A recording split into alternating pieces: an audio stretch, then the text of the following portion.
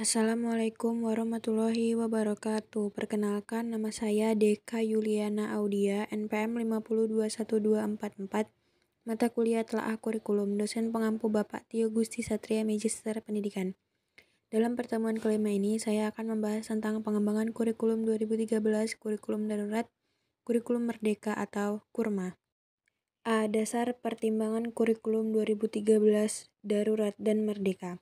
1. Dasar pertimbangan kurikulum 2013. Pertimbangan kurikulum 2013 disebabkan atas dasar pertimbangan sebagai berikut. A. Kurikulum satuan pendidikan bukanlah daftar mata pelajaran. B. Standar kompetensi lulusan ditetapkan untuk satuan-satuan pendidikan, jenjang pendidikan, dan program pendidikan.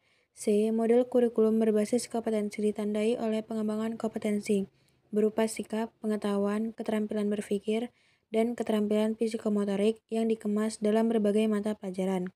D. Kurikulum didasarkan pada prinsip bahwa setiap sikap, keterampilan, dan pengetahuan yang dirumuskan dalam kurikulum berbentuk kemampuan dasar dapat dipelajari dan dikuasai setiap peserta didik sesuai dengan kaidah kurikulum berbasis kompetensi. E. Kurikulum dikembangkan dengan memberikan kesempatan kepada peserta didik untuk mengembangkan perbedaan kemampuan dan minat. Dasar pertimbangan kurikulum darurat. Kurikulum darurat merupakan kebijakan yang diambil pemerintah melalui Kementerian Pendidikan dan Kebudayaan untuk meringankan kesulitan belajar selama pandemi. Beberapa pertimbangan dalam satuan pendidikan dalam menyusun kurikulum darurat yaitu 1.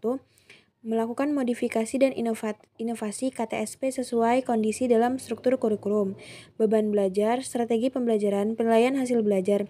Misalnya, 1 hari dibatasi hanya 2 atau 3 mata pelajaran. B. Pembelajaran dapat dilakukan dengan tatap muka dan belajar dari rumah dengan bimbingan guru dan orang tua.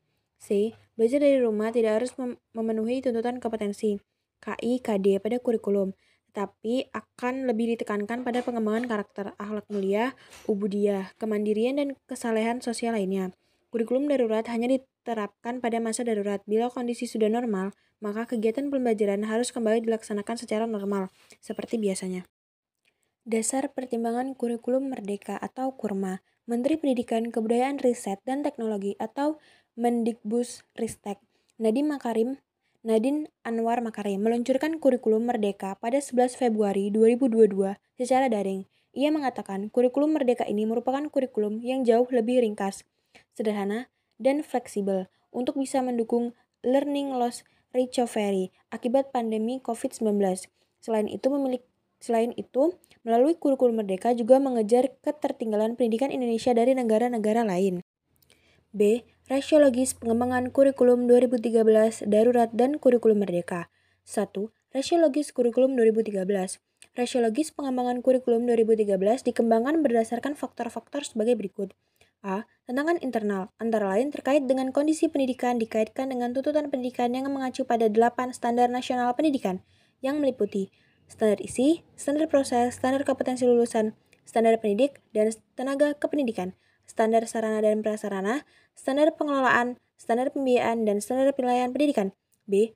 Tantangan eksternal antara lain terkait dengan arus globalisasi dan berbagai isu yang terkait dengan masalah lingkungan hidup, kemajuan teknologi dan informasi, kebangkitan industri kreatif dan budaya, dan perkembangan pendidikan di tingkat internasional. Tantangan eksternal juga terkait dengan pergeseran kekuatan ekonomi dunia, pengaruh dan imbas teknologi sains serta mutu, investasi, dan transformasi di bidang pendidikan. 2. Rasiologis pengembangan kurikulum darurat. Terdapat beberapa pengembangan dalam kurikulum darurat yaitu A. Struktur kurikulum di masa darurat mereduksi dari kurikulum 2013, menyangkut jumlah mata pelajaran dan durasi waktu. Pengembangan materi pembelajaran di masa darurat dapat dipilih oleh guru. Materi pembelajaran mana yang akan menjadi prioritas dalam pembelajaran dan yang dapat diperlukan siswa mandiri. Model dan metode pembelajaran dipilih oleh guru disesuaikan dengan kondisi darurat yang memungkinkan dapat mencapai tujuan pembelajaran secara kreatif. Media dan sumber belajar dapat menggunakan sumber dan media apapun yang memang disesuaikan dengan kondisi darurat. E. Perencanaan pembelajaran atau RPP. Guru harus merajuk pada SKL, KI, KD, dan indikator. Rasiologis pengembangan kurikulum merdeka. Rasiologis kurikulum merdeka adalah kurikulum yang dirancang untuk meningkatkan kualitas pembelajaran, menerapkan kelas mandiri sebagai opsi untuk memprediksi learning loss atau kehilangan pembelajaran. Penerapan kurikulum merdeka merupakan peluang untuk mengedepankan karakteristik dan keunikan peserta didik.